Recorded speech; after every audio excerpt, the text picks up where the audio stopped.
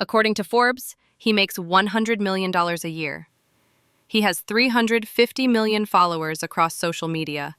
A single Instagram post gets millions of likes. He's the world's highest paid actor, known as one of the strongest men on the planet. But there was a time in Dwayne Johnson's life when he was desperately trying to save his mother from taking her own life. He had just $7 in his pocket. His career was over. He was battling severe depression.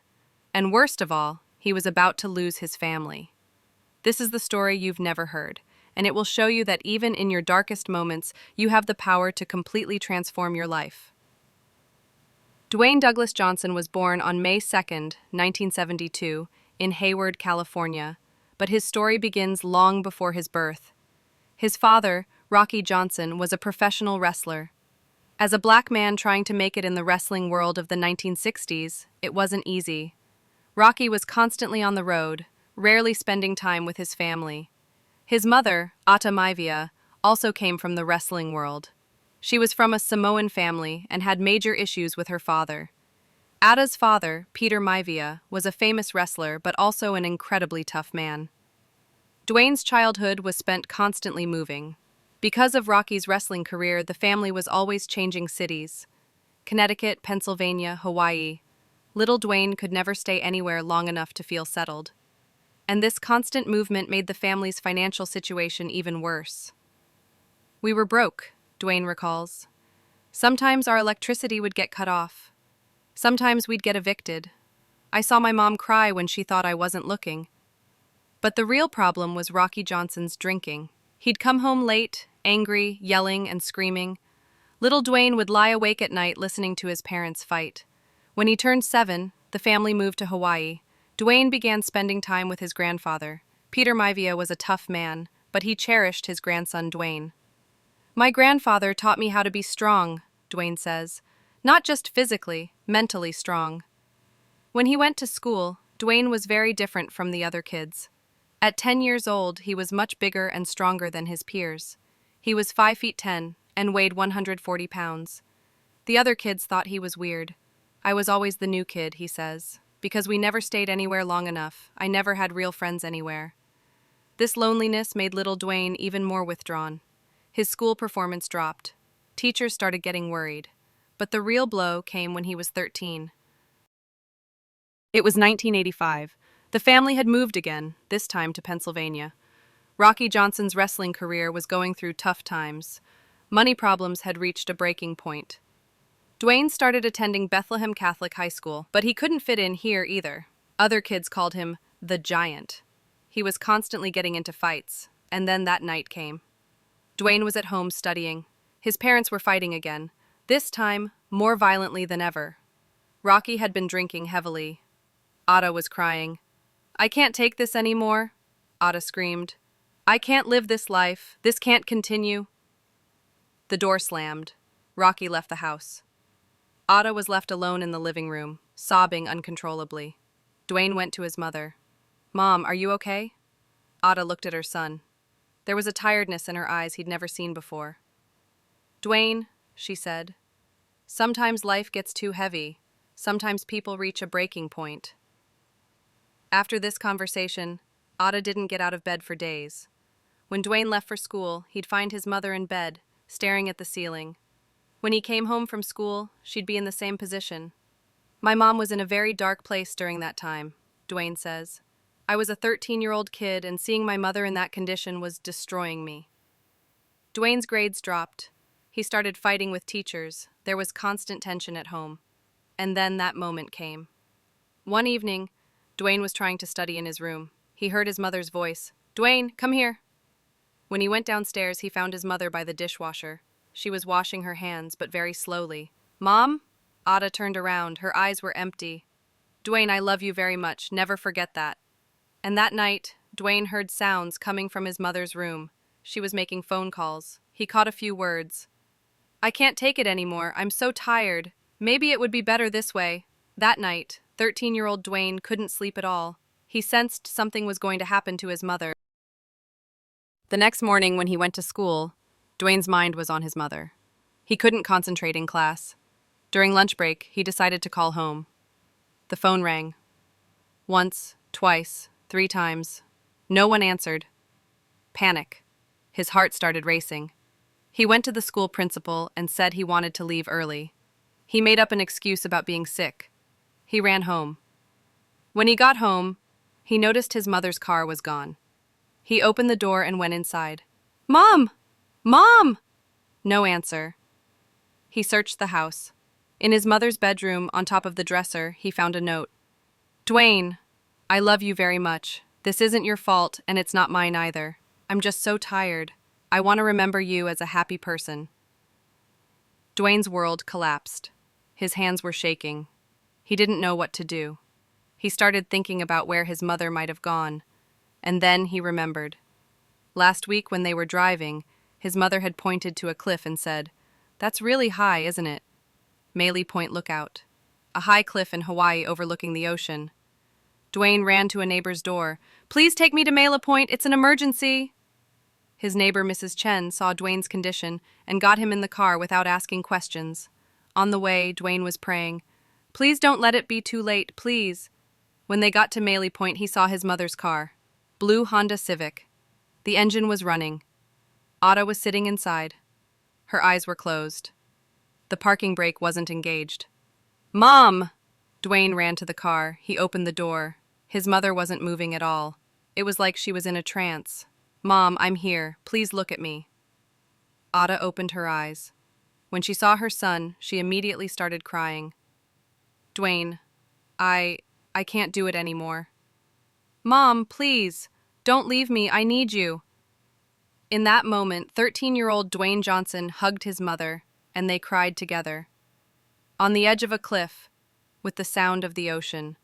That moment, Dwayne says today, was the most terrifying but also the most important moment of my life. Because I realized that sometimes even the strongest people have their weakest moments, and in those moments, they need to be supported and cared for. He took his mother home. That day they talked for a long time. Ada told him about the depression she was experiencing, her problems with Rocky, how her dreams had been shattered. "Mom," Dwayne said, "maybe Dad won't change. Maybe our life is hard right now. But you and I, together, can overcome anything." After this conversation, Ada decided to get professional help. She started going to therapy, and slowly she began to recover. But for Dwayne, this event left deep scars in his life. After this traumatic event, Dwayne threw himself into sports. He started playing football. Physical strength also gave him mental strength. During his high school years, Dwayne became an amazing football player. At 6'2" and 225 pounds, he played defensive tackle. "Football wasn't just a sport for me," he says. "It was my way of surviving. When I was on the field, I forgot about the problems at home." He received a scholarship offer from the University of Miami. This was a huge relief for his family. College expenses would be covered, and Dwayne would get a good education. At Miami, Dwayne became part of the U team. This team was one of the best in college football at the time. He played alongside future NFL stars like Warren Sapp and Ray Lewis.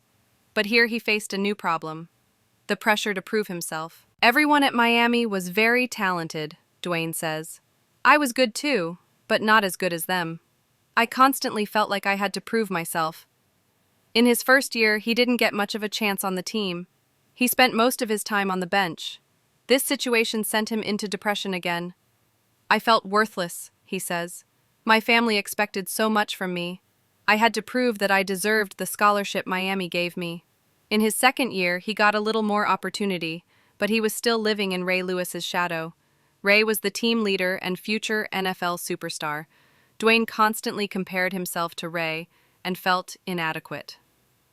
"Ray was a natural leader," he says. "I, on the other hand, was still a young man searching for himself, not knowing who I was." In his third year, Dwayne got a bit more playing time, but right then, he suffered a terrible injury. During practice, he dislocated his shoulder. Doctors said there was permanent damage to his shoulder. They said his football career was at risk. "That moment, I returned to that dark place," Dwayne says. "I was feeling the same emotions I experienced with my mother when I was 13. It felt like everything was being taken away from me." He underwent physical therapy for months, but his shoulder was never the same. His football performance declined. In his fourth year, he was just a backup player on the team. Miami won the championship, but Dwayne played only a very small role in that success. When he graduated, he received no offers from the NFL. Disappointment, he says. The thing I had dreamed of for 4 years suddenly vanished. When no offers came from the NFL, Dwayne decided to try his last chance in the Canadian Football League, CFL. He joined the Calgary Stampeders. But this move turned into the biggest disappointment of his life. When he arrived in Calgary, he found himself in a completely foreign environment. In Canada, he didn't know anyone. He wasn't used to the cold weather, and he felt unwanted on the team. The coaches didn't seem to really want me, he says. It was like they were giving me a chance out of obligation.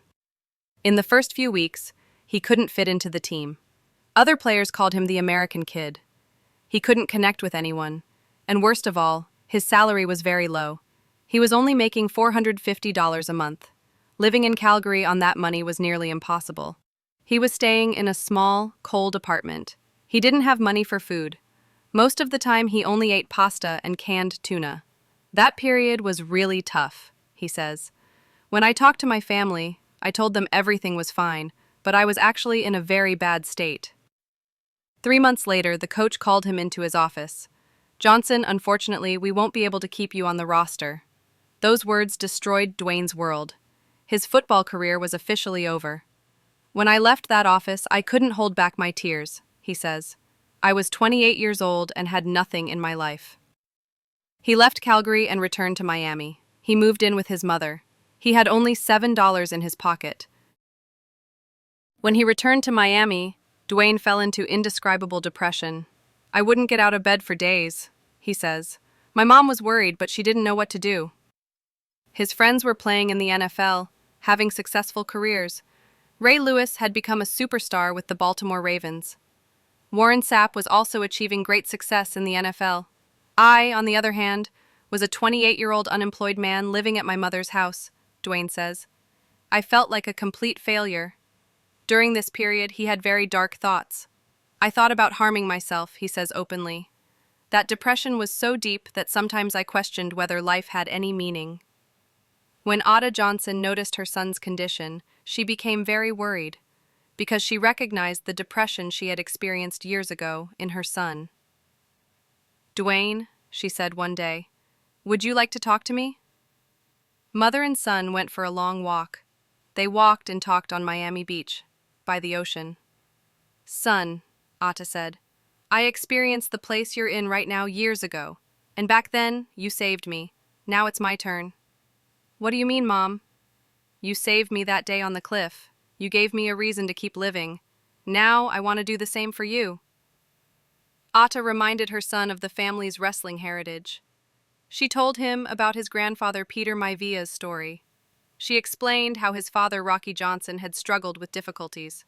This is a strong family, she said. When we fall, we get back up. You will get back up too. This conversation was a turning point for Dwayne. My mom was right, he says. I came from a strong family. The blood of my ancestors flowed in my veins. The next day, he decided to get back up. The process of getting out of depression wasn't easy, but Dwayne was determined. First, he focused on his physical health. He started going to the gym every day. He focused on bodybuilding. The gym was like therapy for me, he says. When I was lifting weights, I was releasing all my negative thoughts. At the same time, he started making future plans. His football career was over, but he had other options. His father, Rocky Johnson, suggested wrestling to him. Son, you were born into this business, Rocky said. Wrestling is in your blood. Initially, Dwayne was against this idea. I never liked wrestling, he says. It was wrestling that caused my dad to be on the road constantly during my childhood. But he had no alternative, and maybe this could be a new beginning. He applied to WWE, then called WWF. He met with Vince McMahon. Are you Rocky Johnson's son? McMahon asked. Yes, sir. Peter Maivia's grandson? Yes, sir. McMahon decided to give Dwayne a chance, but there was a condition. He needed to get wrestling training. Dwayne went to wrestling school in Pennsylvania. Here, he received real wrestling training. It was very hard from the first day, he says. Wrestling was a much harder sport than it looked. He trained for months. He learned ring techniques. He developed his character. And in 1996, he debuted in WWE under the name Rocky Maivia. He had his first match at Madison Square Garden. It was a character that carried the names of his father and grandfather. The moment I stepped into the ring, he says, it was like a new person was born. But the beginning wasn't easy. The Rocky Maivia character wasn't successful initially. The audience didn't like him. Rocky Maivia was too clean, too perfect a character, Dwayne says. It wasn't real. People thought I was fake. During matches, the audience would chant, "Rocky sucks." This situation sent Dwayne into depression again. I was failing again, he says, this time in a different field. But I was failing again. WWE management started thinking about changing Dwayne's character. Maybe they would fire him. But Dwayne didn't give up. I need to develop this character, he thought. I need to create a character that reflects my real self. He started working with the creative team. He decided to kill the Rocky Maivia character, and in its place, he created a new character, The Rock. The Rock was my real personality, he says.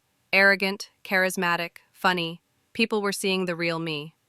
The Rock character immediately got huge attention. The audience started loving him. Finally, The Rock has come back too, became his trademark phrase. In 1998, The Rock became WWE champion.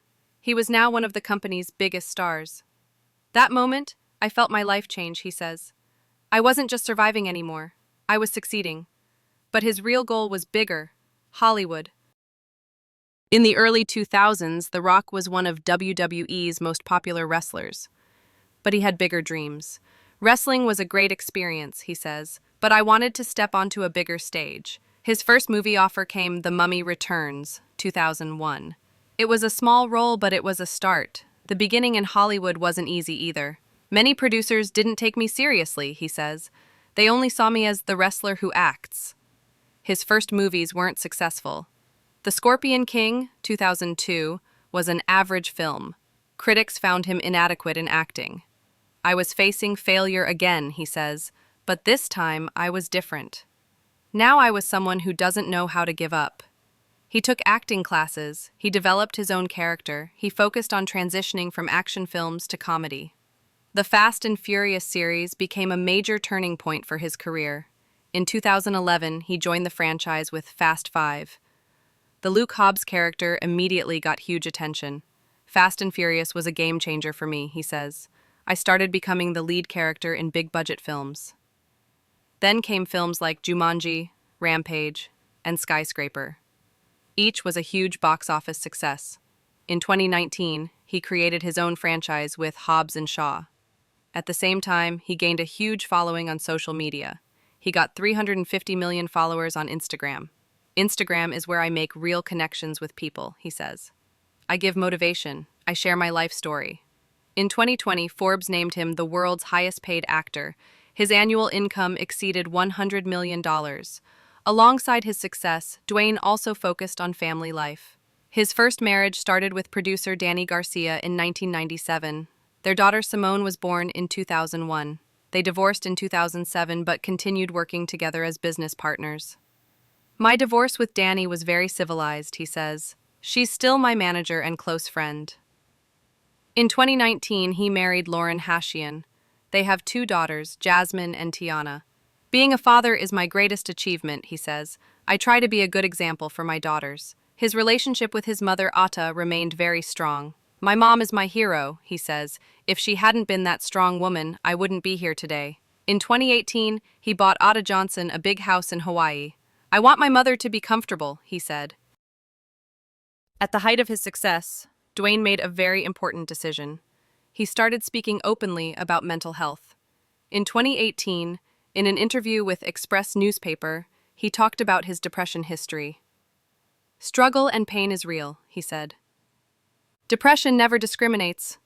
This statement caused a huge response. Millions of people heard his story and were affected. Especially men tend to hide mental health problems, he says. I want to break this taboo. His Twitter message went viral. Depression never discriminates. Took me a long time to realize it, but the key is to not be afraid to open up. Especially us dudes have a tendency to keep it in. This message got 500,000 likes and was retweeted 200,000 times. The feedback from people was incredible, he says. Many people thanked me. They said, hearing your story made me feel less alone. He continued to create a platform on mental health. He spoke on podcasts, gave interviews. If my story can save one person's life, that's enough for me, he says. Alongside his acting career, Dwayne built a huge business empire. He founded 7 Bucks Productions. This company manages all his film projects. I didn't want to be just an actor, he says. I wanted to have control as a producer, too. He created the Terramana tequila brand. After launch, he sold 600,000 bottles in the first year. Terramana isn't just business for me, he says. It's the continuation of family tradition. My grandfather also produced alcohol. He made a partnership deal with Under Armour. The Project Rock collection achieved great success. He bought the XFL Football League. He focused on reviving American football. XFL is the continuation of my football love, he says. I want to provide a platform for people who love this sport. According to Forbes, his total net worth reached $800 million. With his success, Dwayne started major philanthropic projects. He founded the Dwayne Johnson Rock Foundation. This foundation helps at-risk children. There were times in my childhood when I was also at risk, he says. I want to give hope to these children. During the COVID-19 pandemic, he made large donations to first responders. He works constantly with the Make-A-Wish Foundation. He fulfills the wishes of sick children. Seeing a smile on a child's face is more important to me than winning an Oscar, he says. He also took an active role in hurricane relief efforts. He sent major aid to Hawaii and Puerto Rico. I got a lot from this society, he says. Giving back is my responsibility. Today, Dwayne Johnson isn't just an actor. He's a global brand, motivational icon, and role model. He wakes up at 4 a.m. every morning. He exercises, meditates. My morning routines are very important, he says. How you start your day determines how your day will go. The motivational messages he shares on Instagram inspire millions of people. Be the hardest worker in the room, philosophy is his motto. Success isn't overnight, he says. It's earned through years of hard work, dedication, and never giving up. Among his future plans is possibly running for president. I'm interested in politics, he says. Maybe in the future I can serve my country this way. Dwayne Johnson's story contains many important life lessons. First lesson, failure is just the beginning. I failed in football. I got fired from CFL. My first wrestling character didn't work, but every failure made me stronger. Second lesson, family support is more important than anything. When my mom was depressed, I supported her. She was also there for me during my difficult times. Family is life's greatest strength. Third lesson, mental health is important. Depression is real. Asking for help isn't a sign of weakness, it's a sign of strength. I went to therapy and my life changed. Fourth lesson, hard work beats talent. There are talented people, but hardworking people surpass them. I wasn't the most talented, but I was the hardest working. Fifth lesson, authenticity is key. Rocky Maivia was a fake character and failed. The Rock was the real me and succeeded. Be yourself. Sixth lesson, gratitude changes everything. Every day I think about the things I'm grateful for. Gratitude changes perspective. What does Dwayne Johnson's story tell you? That child who saved his mother from suicide at 15 is now giving hope to millions of people. That young man who was left with $7 in his pocket now makes $100 million a year. That person who couldn't get out of bed due to depression is now one of the most motivational people in the world. How is this possible? Because he never gave up. Because he got back up after every fall. Because he saw failure not as an end point but as a starting point. And you can do the same. Whatever situation you're in, no matter how difficult a period you're going through, no matter how big obstacles you face in your life, remember, every great success story begins with a great struggle. Let's end with Dwayne Johnson's words. Success isn't always about greatness. It's about consistency. Consistent hard work leads to success. Greatness will come. What will your story be? What step will you take today? Like Dwayne Johnson, you too can create your own rock. Because after the darkest nights, the most beautiful sunrises come. And your sun will rise too. Believe. Work. Never give up.